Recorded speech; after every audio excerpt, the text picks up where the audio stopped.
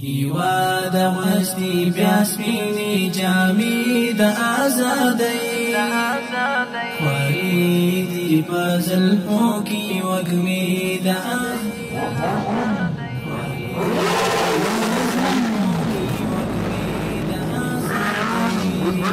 هیواد غستی بیا سپینې جامې د ازادۍ. د افغانستان اسلامي امارت د رهبرۍ تر مرتل لاندې او د عامې روغتیا وزارت د روغتیایي خدمتونو د وړاندې کولو معینیت د ملي ستراتیژي په چوکاټ کې د شکرې او نورو غیر سري ناروغیو وختي تشخیص، د ګواښ د فکټورونو کمول، د خلکو پوهاوی لوړول او د ټولنې د ژوندانه د سالمو عادتونو ترویج زموږ بنسټیز لومړیتوبونو نه دی. بدني فعالیت او ورزش یوازې یو تفریحي عمل نه دی، بلکې د روغتیا د ساتنې، د شکرې او نورو مزمنو ناروغیو د مخنیوي او د سالم ژوند د دود عامولو یو اساسي رکن دی. زموږ د هېواد ځوانان او ورزشکاران د ټولنې لپاره یوه ښه بېلګه ده. هغوی هره ورځ خلکو ته دا ښیي چې منظم حرکت، نظم او سالم ژوند د ځواک او خوښۍ سرچینه ده. د عامې روغتیا وزارت او د روغتیایي خدمتونو د وړاندې کولو معینیت د افغانستان د اسلامي امارت د پراخې سترې تګلارې سره سم د ورزشي، تعلیمي، رسنیزو بنسټونو او د ټولنې د دیني علماو سره په ګډه د پوهاوي ملي کمپاینونه پراخوي تر څو د سالم ژوند پیغام کور په کور ورسول شي.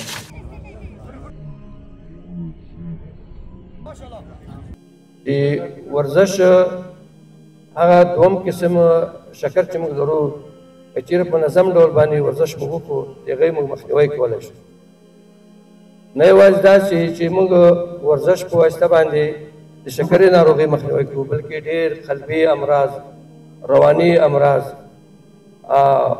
هغه امراض چې زموږ په دماغ کې د حافظې مرکز ده هغه کې هم رول لري.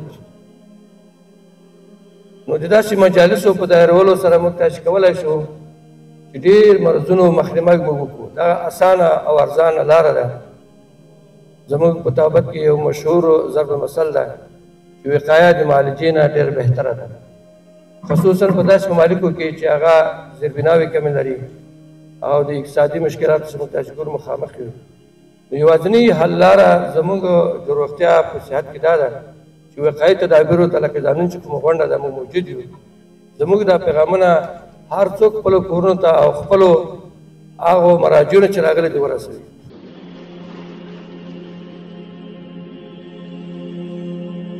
با برنامه آگاهی دهی آمد در مورد مرض شکر. هدف ما از تجلیل این برنامه معلومات روشن و قابل عمل در مورد شکر به شما است تا به خودتان و به هم کسانی که به شما وابسته هستند بتوانید سلامت خود را حفظ کنید.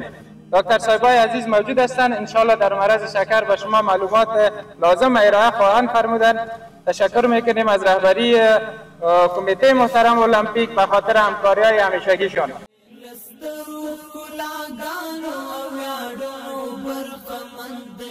موږ تاسو ته بهتره معلومه ده چې ورزش صرف دا نه ده چې دوه کسان په غېږه سره ورشي یا دوه کسان په کشتي سره ورشي یو رسم لوي دې ته ورزش وویل شي.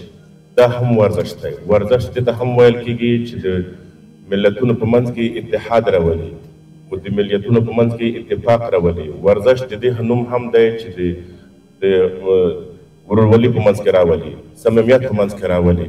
ورزش د صحت ضامن هم دی، ورزش د سلامتیا نوم هم دی.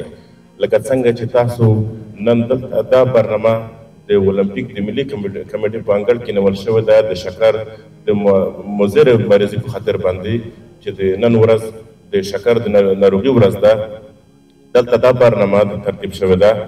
مونږ د ورزش ادارې په نمایندګۍ باندې مونږ د صحت عامه ته دا ډاډ ورکوو او مونږ دوی ته دا اطمینان ورکوو چې مونږ به تر خپل وسه پورې ستاسو سره په دې کار کې همکار وو او دې تاسو به حمایت کوو ستاسو سره ملګرتیا کوو انشاءالله العزیز.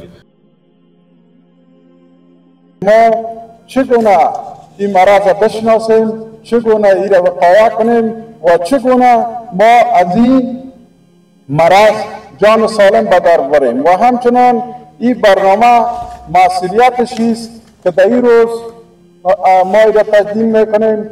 یکی از اهداف ما زیادتر مسئله وقایع است که البته کسایی که به مرض شکر مصاب نشدن اونا باید فعالیت فیزیکی خود ورزش خود زیاد کنند که الحمدلله ما میبینیم که ورزشکارهای ما در این راستا بسیار تلاش جدی را به خرج دادند که روزانه اینا باید حداقل 30 دقیقه و در هفته 150 دقیقه اینا باید فعالیت فیزیکی داشته باشند.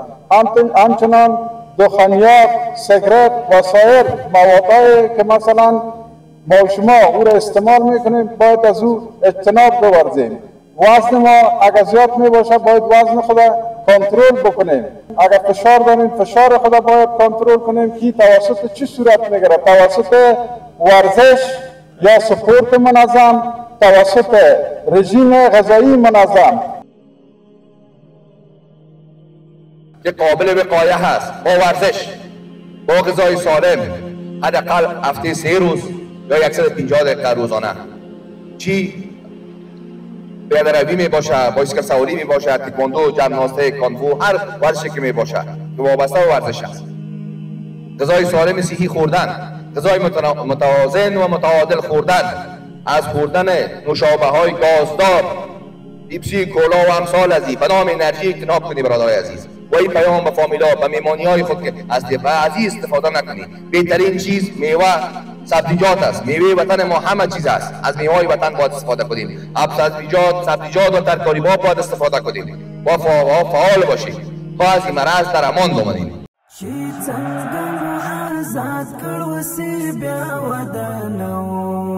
وطن لك جنة دس زيبا ودانو وطن لك جنة دس زيبا ودانو شي څنګه معازات کړ وسی بیا ودانو وطن لك جنة دس زيبا ودانو